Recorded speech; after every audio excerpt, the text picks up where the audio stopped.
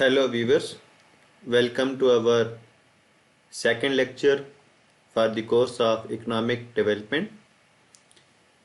In our today lecture, we will discuss that what are the characteristics or what are the bases on which we can differentiate between the underdeveloped and developing countries. So the first element or the first characteristics which separate the developed country from the developing nations or the underdeveloped country is that high level of unemployment. Basically, in underdeveloped countries, they are facing so many problems, and one of the major problems in the underdeveloped countries is unemployment, which means that most of the people in underdeveloped countries is jobless. They have no space for works. So in case of underdeveloped countries, mostly people are unemployed. So when most people are unemployed, indirectly it means that in that particular country poverty is very high. And the second characteristics of the developing country is that brain drain. So what does mean by brain drain? Brain drain means that highly intelligent people are shifting from your country to another country because your country is not giving them the income or the pay which they are deserving. So in order to earn income or job level according to their standard of education, highly intelligent or highly qualified people are moving towards other countries. So brain drain means that highly qualified and highly intelligent people moves from your country to some another country in which they are having more job opportunities or more income as compared to your country. So in case of underdeveloped countries, highly people migrated to some other country. So that is the meaning of brain drain. So moving towards forward, the third characteristics of the developing or the underdeveloped country is that low level of industrialization.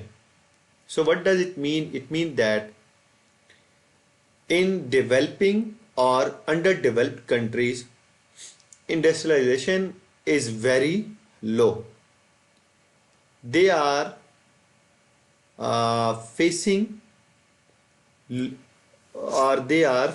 problem of low capital, or they have facing the problems of low machinery, and their major source of earning or major contribution in the GDP is from agriculture sector, which is producing primary goods or the raw material.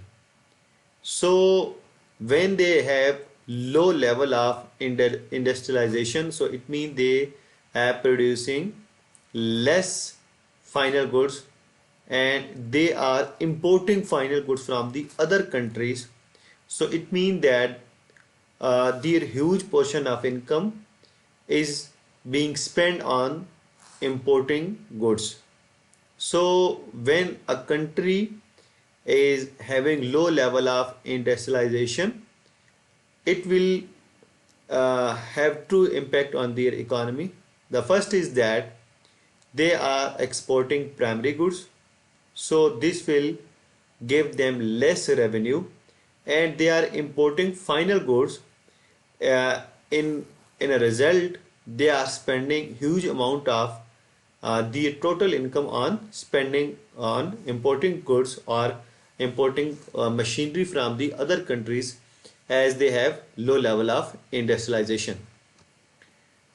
The fourth characteristic is that underdeveloped financial institution. Underdeveloped financial institution means that underdeveloped countries or developing countries are lacking the financial system.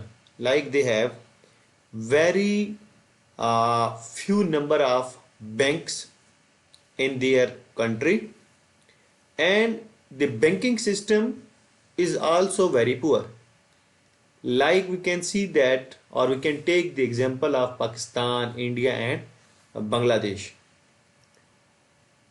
In these countries, people still hold money in their pockets, and the online banking system is still far away from the foreign world like USA, China, Japan or Russia. So underdeveloped financial institution means that financial system or the banking system is still not developed in that countries.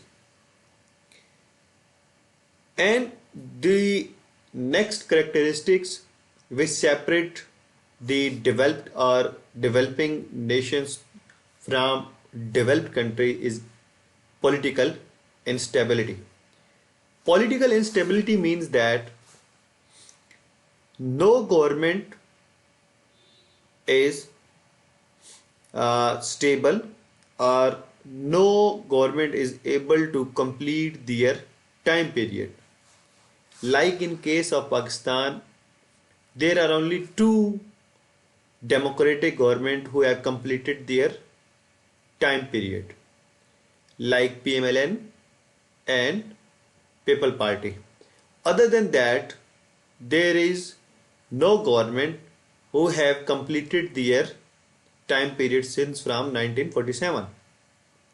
So political instability is one of the major reasons for developing countries, because whenever new government came, they make their own policies, and when they are going to implement those policies, at the same times some other party came and they have to finish, or they have to dissolve their assembly.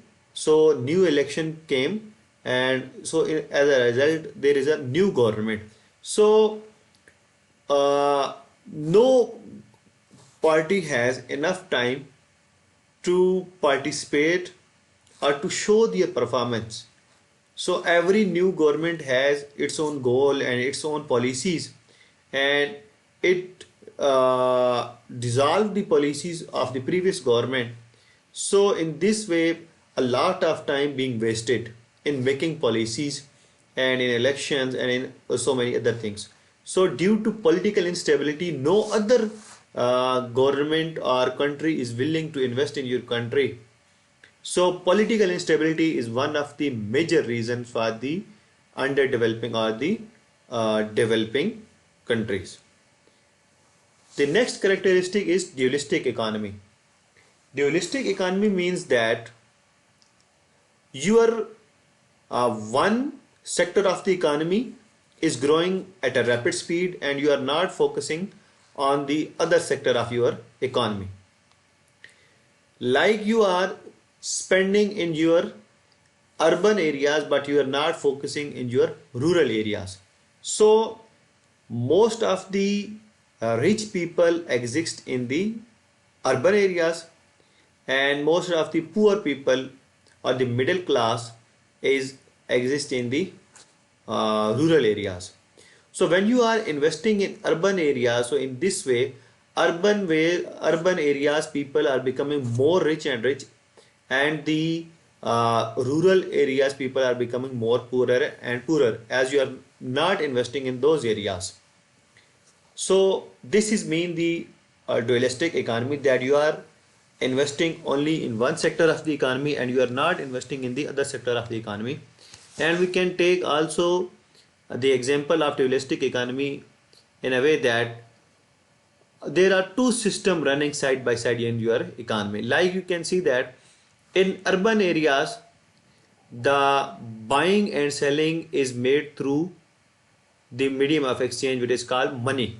But in rural areas there is still chances of occurrence of barter system. In rural areas most of the time people are buying goods with goods. They are still using the barter system.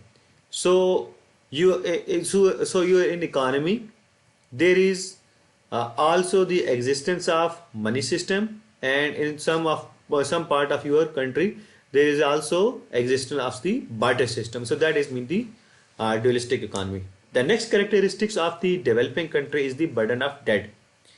Burden of debt mean that developing countries have not enough money to meet their expenditure. So they have to take loan from the foreign countries, and they are unable to pay back that loans. So in order to pay the previous loan, they have to take more loan from the foreign countries. So in this way there is a accumulation of debt in that country, and it is increasing day by day.